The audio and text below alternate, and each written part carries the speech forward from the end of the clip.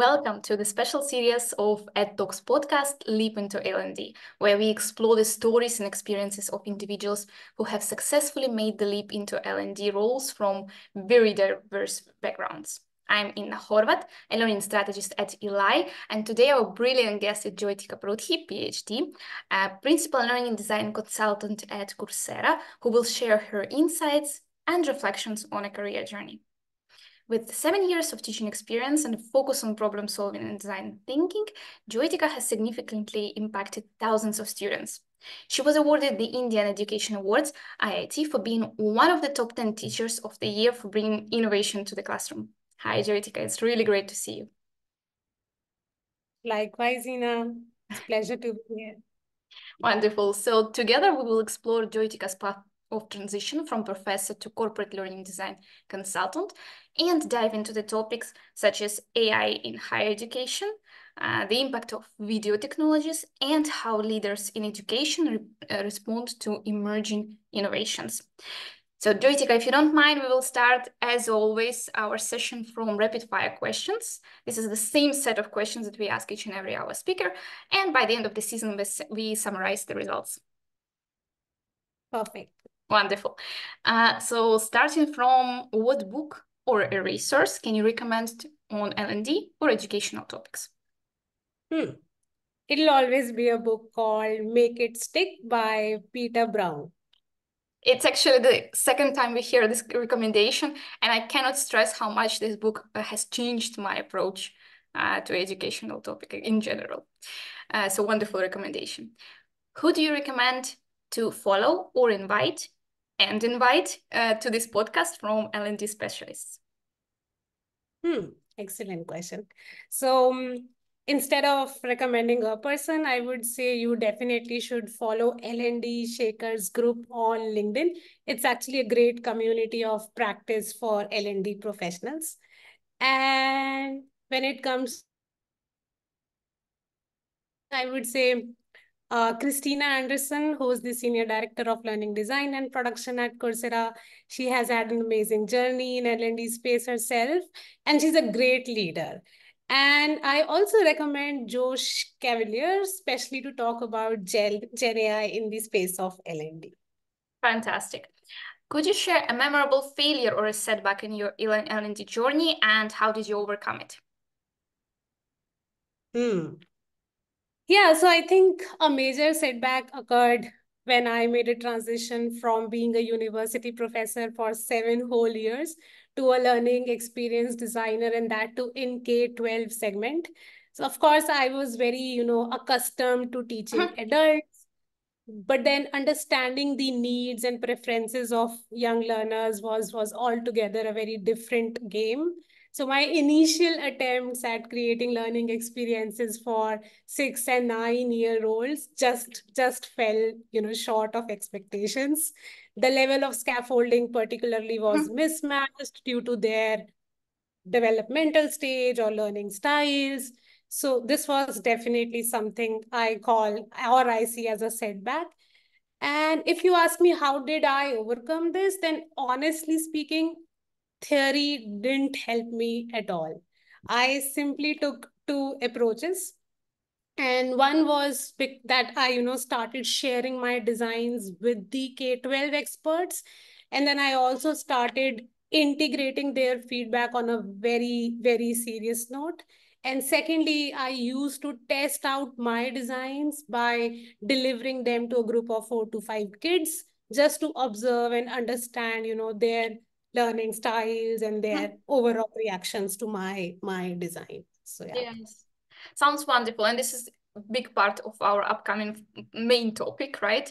So this is something that we will definitely cover in details. But for now, next question is actually, what question must be asked on a job interview for L&D specialist? Just one. And honestly, I'm speaking from my experience because I was asked this question and I always felt that it's a very relevant question. I think it's really important to understand the process that a specialist follows when conducting learner interviews for needs analysis. It's important to understand how do they ensure that they are, capturing the, I would say, most relevant insights before designing, because I think if the approach to understand the audience is well structured, I feel there are high chances that rest of the pieces related to design will automatically fall in place. Yes, absolutely. And if we talk about of someone who has just started their career L&D, could you give them just one piece of advice?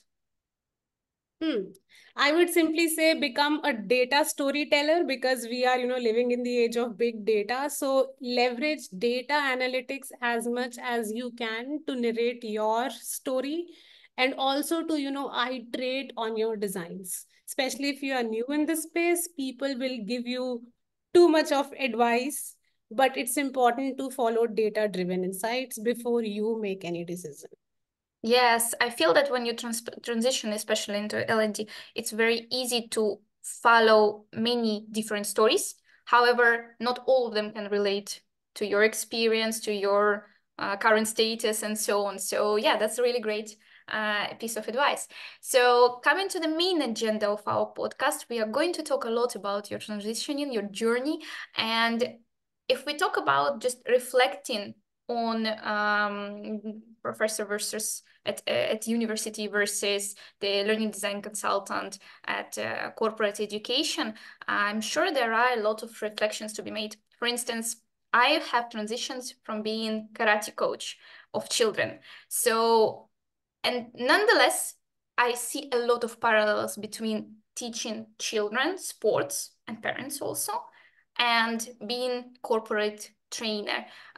For instance, rules, right? This is something that we all need, and clear background, clear written basic rules. This is something that I find is common at both of the industries. I'm sure you have made your reflections as well.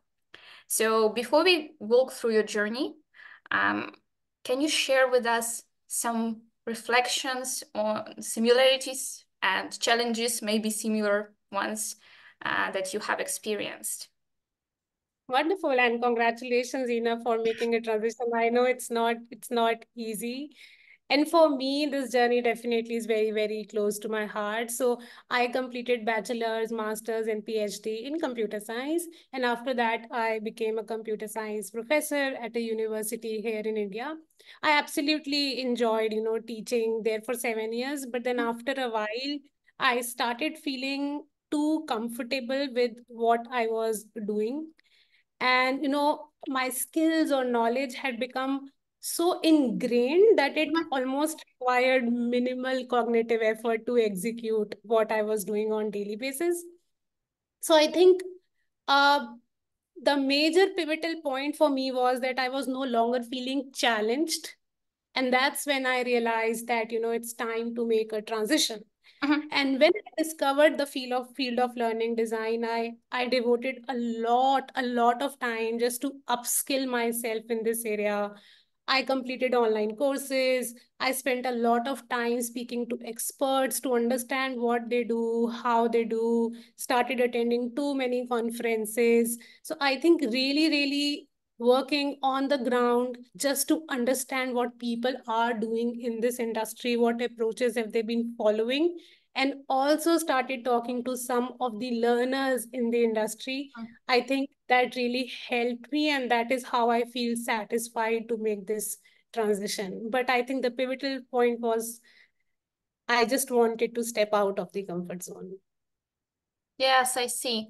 I feel that many of us can relate with the same. I think this lack of challenge or cognitive load, as you mentioned, this is something that drives us to change, to upskill. And yeah, this is one of the best moments in life, I guess, if we reflect on the whole journey. But let's talk a little bit about your journey in progress.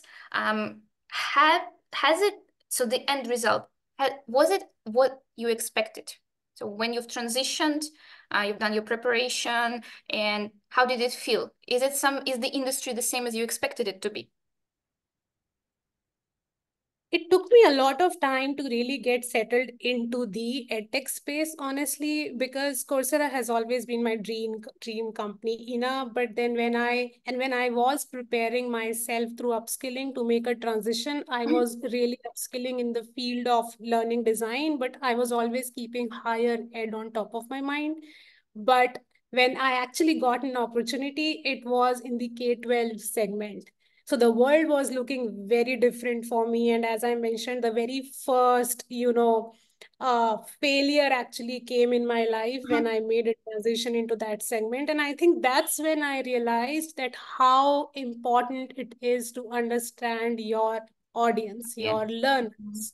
So the industry definitely looked a little different for some time, but then I think after having that realization that how critical it is to match with your learner needs and preferences, I think I started feeling a little more comfortable. And that's when Coursera happened to me.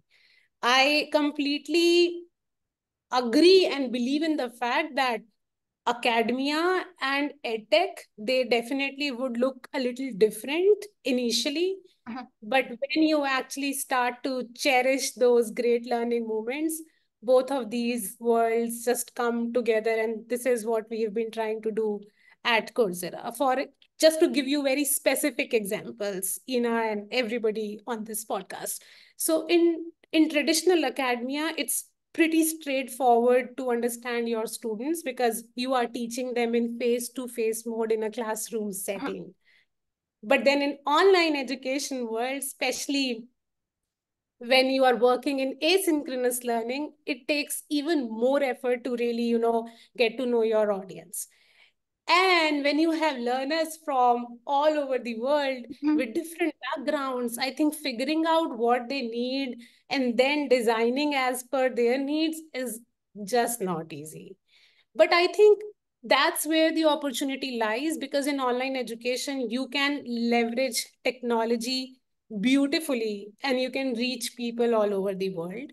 But I think nowadays, and this is what we've been doing at Coursera, I think it's just very neat to see how these two worlds can work together. For example, at Coursera, we have been getting this online content, especially online degrees or short courses or certificates from all these premium institutions and organizations, and just see how they're leveraging technology and just leaving their mark in the field of online education. So I think the way these two domains are coming together is just amazing to see, but then initially you definitely feel that the world looks very different. Yes, absolutely. And Coursera is such a fantastic example of being able to leverage both of the worlds. And the job you do there is, I'm sure it's quite rewarding, but it sounds like a great one of the greatest challenges because when we talk about academia, the classical understanding of it, of course, is the classroom. However, the world is different now. So yeah, I'm sure that you must face a lot of challenges. And in terms of something that helps you overcome these challenges. So if reflecting on your work at Coursera, what has helped you to overcome this traditional approach of classical um, classroom and so on? Yeah, I would say it's the culture at Coursera and the people around you. So Coursera is just not helping allow people around the world to upskill themselves or helping them to achieve their personal and professional goals, but I think this is a value that is instilled in Coursera's culture, because the way they keep motivating you to just upskill yourself, just to, ask for help from your peers who have been working in this space from such a long time. I think that has been very, very helpful for me. Of course, there are moments when you just feel low, when you are clueless about how to solve a problem, but then at Coursera, I think for me, it's definitely my peers. And then I definitely see some of my leaders as my mentors. So that's another I would say, a very powerful aspect of Coursera's culture. The leadership team here at Coursera is extremely, extremely supportive when it comes to providing mentorship, especially for someone who has made a recent transition, because they believe in the power of training and upskilling. Mhm. They really believe that people can be transformed through right set of mentorship, training, and any sort of guidance. So we have that culture where people come together to support you, to help you, and they provide you a space where you can ask questions. So that has been helpful for me here at Coursera. Fantastic. And just to summarize the topic of transitioning, is there anything like looking back at all the journey that you have done and the way it is now at Coursera, this fantastic support pillow that is made in the company? So looking back a couple of years ago, is there anything that you would have advised yourself? Yeah, I think I definitely, when I was in academia, I think I definitely took the advantage of being very close to learners for granted, I would say. But when I actually made a transition, and especially here at Coursera, when we are focusing on online education, initially I used to really crave to see learners' faces who are behind the screens.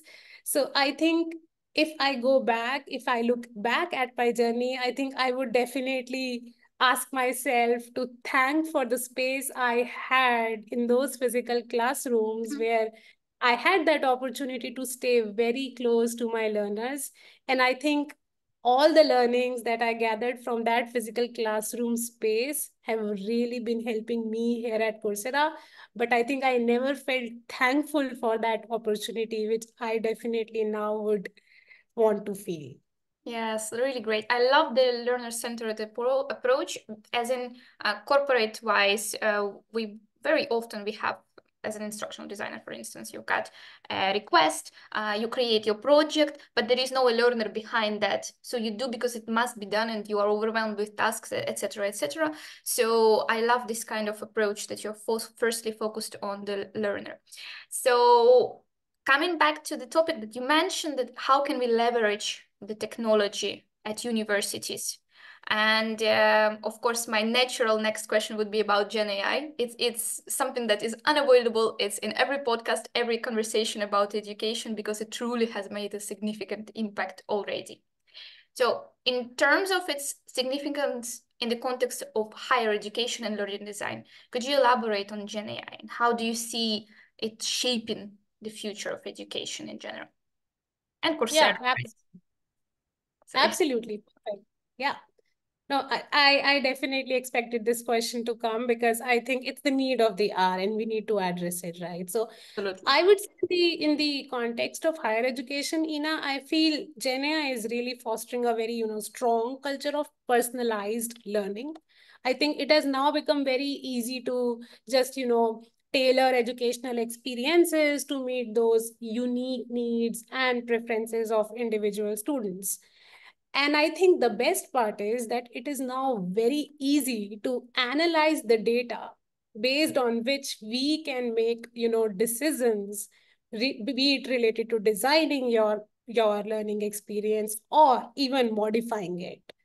So I think Gen AI definitely has been overall creating a huge impact when it comes to, creating adaptive learning pathways, because we now really can focus a lot on each student's learning style, pace, and interests. So just to give you again a very specific example, at Coursera, we have recently launched Coursera Coach. That is like a personalized tutor for learners. And we have been getting such a wonderful feedback, and we see that there has been a huge improvement in course completion rate because now students have a buddy with them. Mhm. So that's more on the general side of higher education. But now coming specifically to learning designers, I think it's the right time to show how creative can we be while using Gen AI, because the stronger your inputs or prompts are, the better will be the output.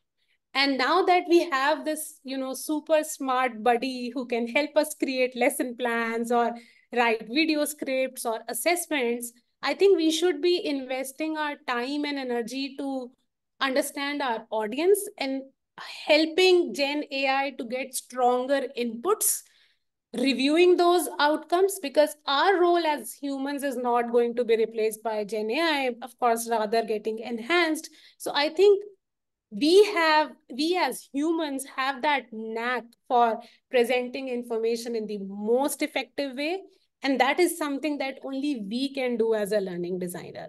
So this is the perfect moment for us as learning designers to show all our creativity, to use Gen AI in a more powerful way. So this is what I feel specifically for learning designers. I fully relate to this point of view. There is always two extremes. Either AI is just a fad and it's going to just leave us very soon, or AI is going to take all of our jobs. I think it's always in the middle, and it's up to us if we leverage the technology or not. But in terms of organizations adopting AI. I know you've shared with me a wonderful example of how Coursera handles this question. If you may share it once more with our audience, that would be fantastic.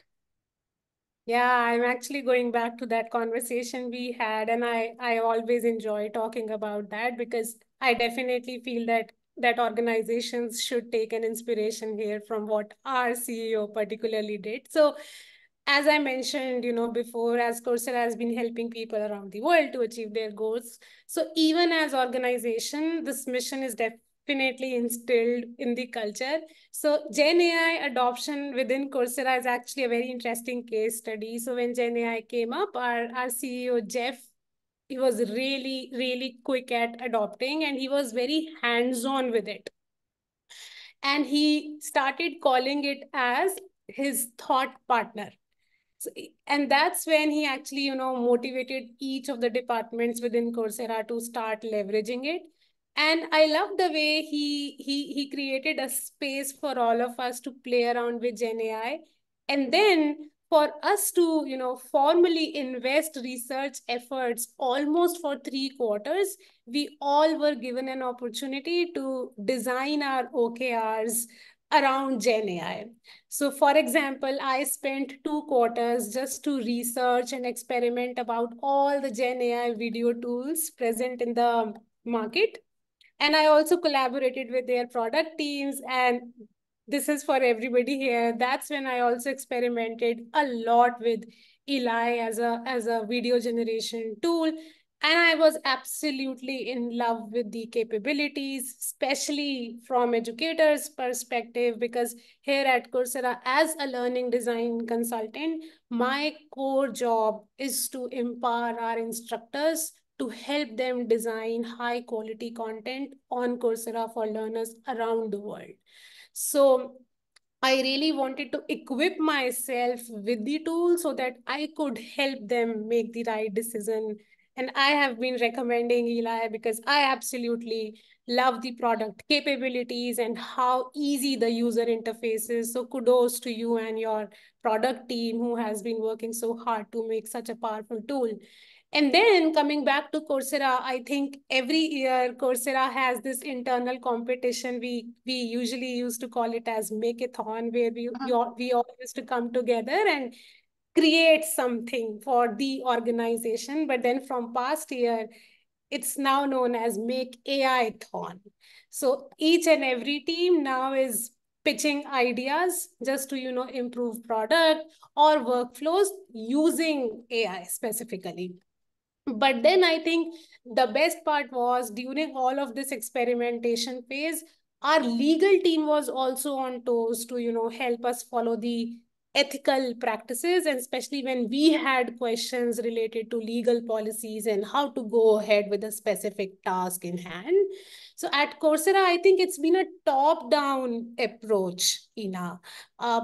From literally CEO staff to different functions to leverage Gen AI. So this is for all of you if you are really looking forward to go through some good courses on Gen AI. We recently launched Gen AI Academy, which has got some really really cool courses on Gen AI, and it also covers one of the courses that has been created by CEO Jeff, who himself talks about how he leverages Gen AI as his thought partner, especially as a CEO. So it's Yeah. all open content. You definitely should check it out. So I think at Coursera, it's been top-down approach. So it was very easy for us to just, play around with this technology and get comfortable with it because we got all the support from the leadership at Coursera, which I Yeah. am particularly grateful for. Yes, yes. Well, first of all, thank you for your kind words, Jyotika. It really means a lot. And second of all, I think that in this story that you just shared, in a nutshell, that's the reason of Coursera's success. And me personally, all my friends who have made any sorts of transitioning from one job to another, from one profession to another, first place for you to go and give it a try to search to know something about the profession is always Coursera.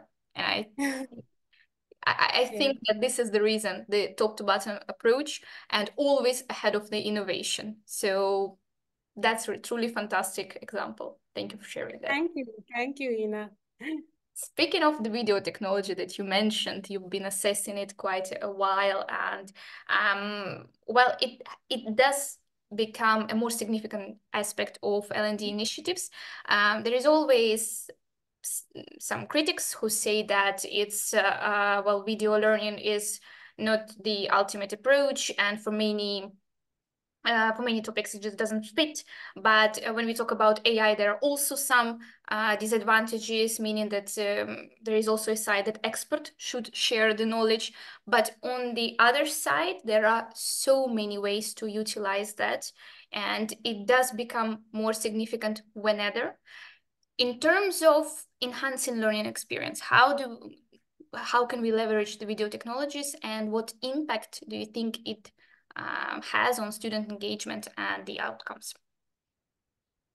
Yeah, another interesting question, and I think it also opens many avenues for debate because some learning designers feel that video cannot just be the only way to, increase engagement, especially today in the world of Gen AI, in the world of AR, VR, and whatnot. But Exactly. then I think when we talk about scale and then accessibility, Mhm. I definitely feel that video content, of course, helps, learners to not just grasp concepts visually, but also leads to increase, engagement as well as participation. Um, because we know that it just brings learning to life. It makes overall content more memorable and also fosters deeper understanding as well as retention. uh, but I think one aspect that I want to talk about is we all have been designing and learning through videos, and especially because today I am really addressing to this community of learning designers. So something that I really want to talk about is because we all are living in this fast world, so the attention span is very, very short. So I think designing those short chunked videos is the first critical step that we should be keeping in mind. And if we really want to keep engagement and retention high, I think it's important to understand the role of content, Mhm. media, and performance individually when it comes to designing videos. And then we should start thinking about how to bring instructors' authenticity along with the art of storytelling when it comes to designing of videos. But as learning designers, I think if we keep these three critical aspects, content, media, performance, in separate buckets, it'll be more easy for us to focus on these elements, especially when we are trying to design shorter videos in this super weird world where we have very short attention span. And now that especially we are in the age of Gen AI, I think we have a wonderful opportunity to think about how we can, bring our real instructors together with AI avatars, how we can leverage Gen AI to edit or enhance our videos, how we can use this wonderful technology for translations, or how we can help instructors, or how we ourselves can leverage an AI to create, videos with very less amount of time as well as cost. But of course, we'll always have to keep this in mind that human centricness is something that we should not be ignoring. And Gen AI has huge capabilities to actually help us, blend the world of human centricness along with, capabilities that can help us enhance our videos to a great extent. So Yeah. yeah, this is what I feel particularly for learning designers again. Yes, yes, fantastic. And I think it circles back to the question that will AI substitute or will AI just not have any impact? I think it's in the middle, the one who leverages. Again, we are circling back to the same question because no AI can possibly know your audience, your learners.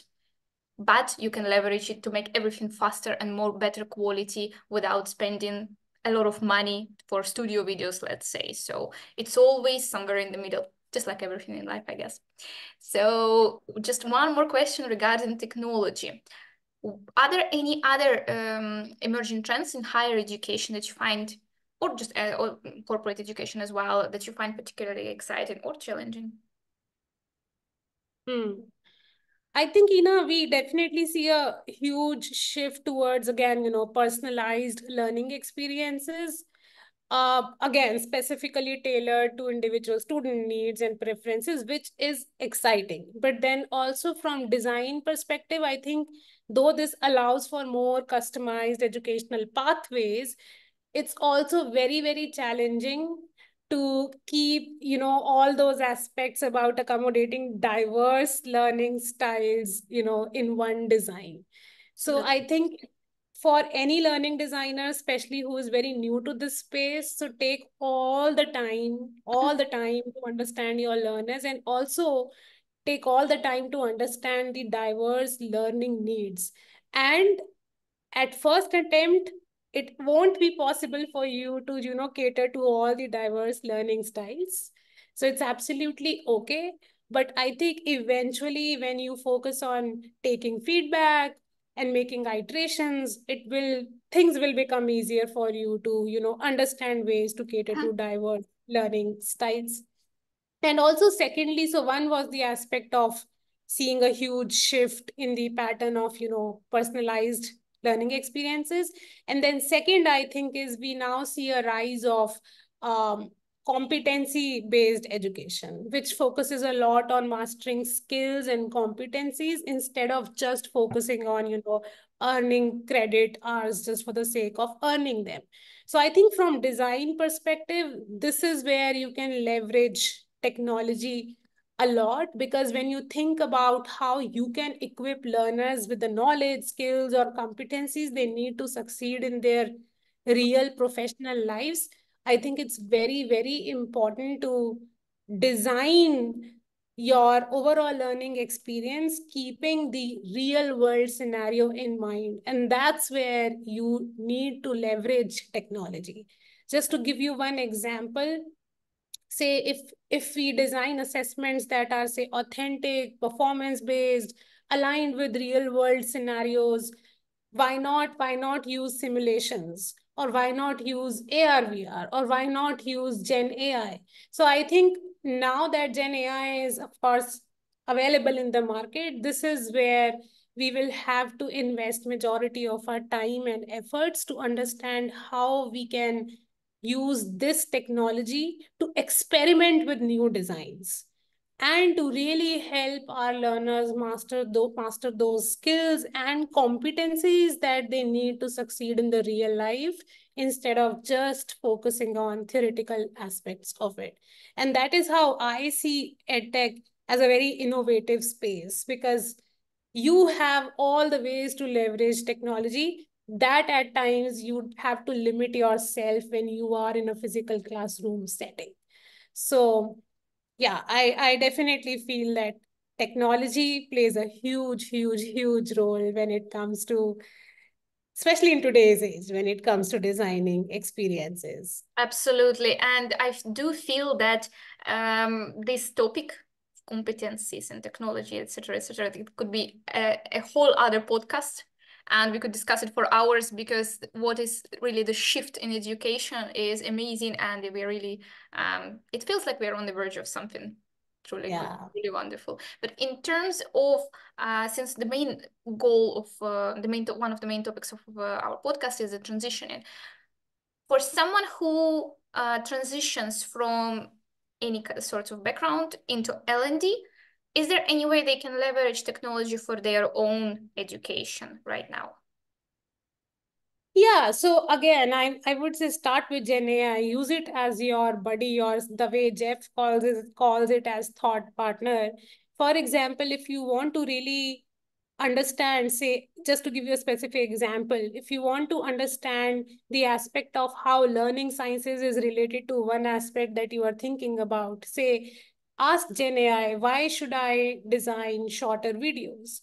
How does it benefit learners from a learning sciences perspective? So I would say today, Gen AI itself is a technology, and it's very easy to use.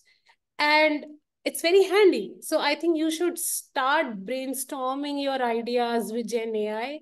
It will not only help you educate yourself, but it'll also help you understand the different possibilities that are lying in the world around you to just to explore. So of course there are different other ways. You can follow people on LinkedIn, you can follow their work closely, you can attend conferences, but it takes time. And I know that there are too many options available, and then it becomes very difficult for people to pick from those options where to start from. How do I really network? How do I really leverage if I have networked? What do I do? I mean, people ask me, should I really shoot a message to the person on LinkedIn that, hey, can you help me make a transition from job A to job B? Yes, you can, but then you have to first make yourself ready for that role. And to make yourself ready for that role, I think it's important to be hands on. Try out different tools, try out different, designs, create something, and then when you will go with your portfolio to someone, I think it will make a huge impact, because your skills, your portfolio, your work would be available for them to at least give a feedback. So it'll be a good use of both of your time. So this is what I did, when I was trying to make a transition. I started experimenting with tools, for example, articulate storyline. And then I started creating something. And then I used to share those samples with people around me and used to seek their feedback. So it makes the conversation organic, fluid, and easier to navigate. Yes, absolutely. Fully agree.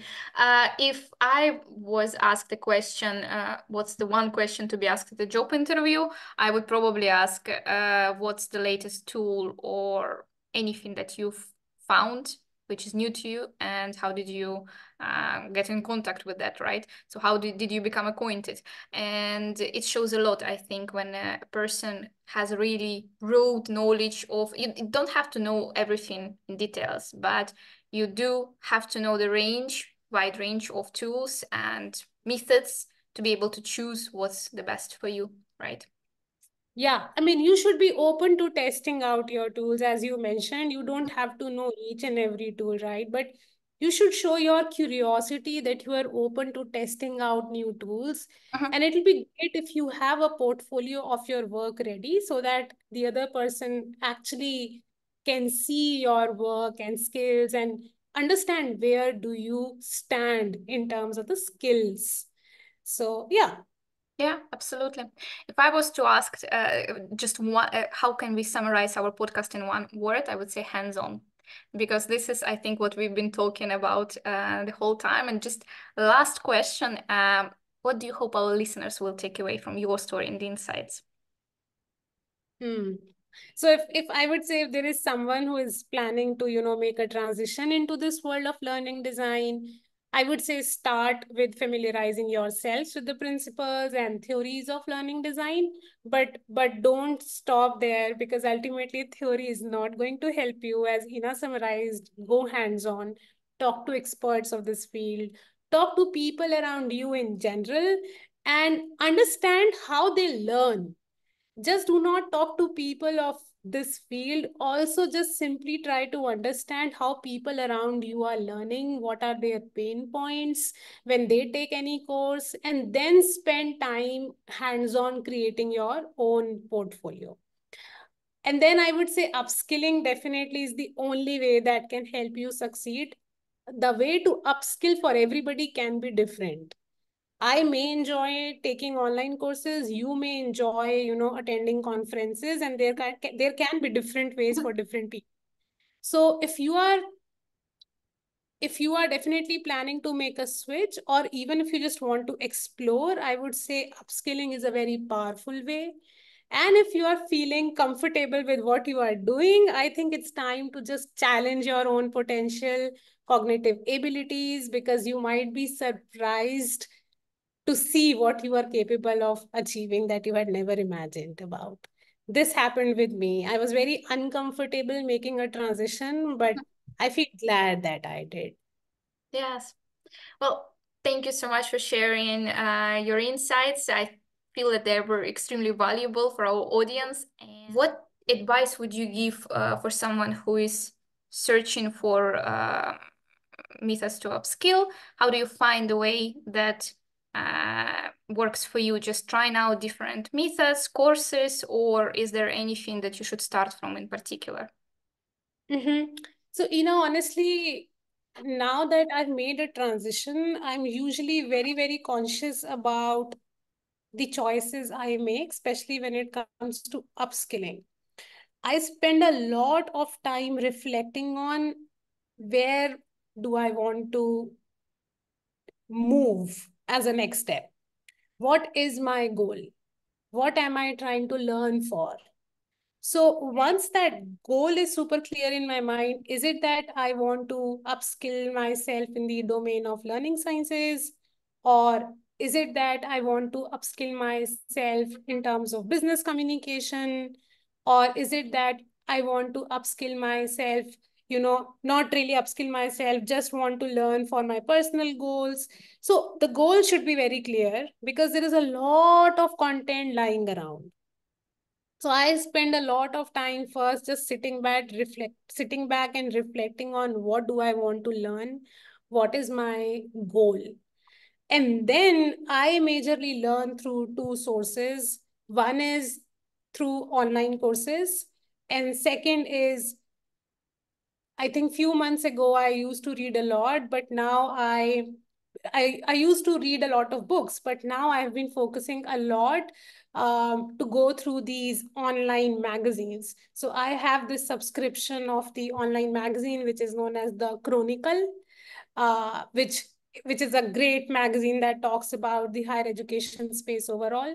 So I have subscribed to it, and they also offer you the print edition. So I'm someone who enjoys reading the hard copy. So I Mhm. have that subscription. So I've just shifted my focus from books more towards these magazines, so that I know the latest trends. And that is why I mentioned, because now I've already made a transition. So I Mhm. have to be even more careful about where am I spending my time. Do I really want to upskill myself in learning sciences only, or do I really need to understand the market trends as well? So that is how I shifted my focus from reading books to online magazines, so that I know what is going around in the market, especially with Gen AI in this space. It's important to know that where are we heading. Fantastic. Yeah, I feel myself that sometimes you're overwhelmed and it's important to keep track on the goal. So we've got a couple of questions. One regarding the book, Make It Stick. I wrote it down for Sobia, and they got one more question. What courses did you take? I'm currently taking course from Coursera. Any other specific websites or resources? Wonderful question, Sobia. Thank you for asking. So yes, particularly from Coursera, I completed this course by Barbara Oakley, Learning How to Learn, Mhm. because she really talks about how humans learn, overall how learning sciences work. It's a wonderful course, not just to gain insights about learning sciences, but also she has that wonderful way of creating the learning experience on her own. So I think for me, that course really stood out just not to understand insights about learning sciences, but also to understand how a great high quality online course could look like in action. So that was one. And second, you're asking about any other specific websites or sources. As I mentioned, I have subscribed to one, The Chronicle, which is a magazine particularly catering to the higher ed. And second, I can actually write down the name. This is a newsletter that I am subscribed to. It says Learning Nerd by Srishti Sehgal. So she Me too. sends yeah, so she sends these newsletters, and these newsletters are very well designed, short bite content, easy to digest, very quick to go through. So this is something that I definitely keep an eye on. Yes, yes, absolutely. This is great piece of advice. I love her newsletters. So thank you, Sobia, for your question. And with that, thank you so much for joining us on this episode of Leap into L&D. We hope you've gained insights and inspiration from our conversation with Jyotika. Thanks again for being our guest today. I'm sure that all of our listeners have found the conversation very inspiring, just as I did. And if you enjoyed today's episode, please subscribe to our podcast on YouTube and Spotify for more discussions, and keep track of the live sessions on the LinkedIn. Don't forget to share your thoughts and feedback with us. And until the next time. Thank you. It was wonderful meeting with all of you and sharing a story that is very close to my heart. Thank you. Thank you.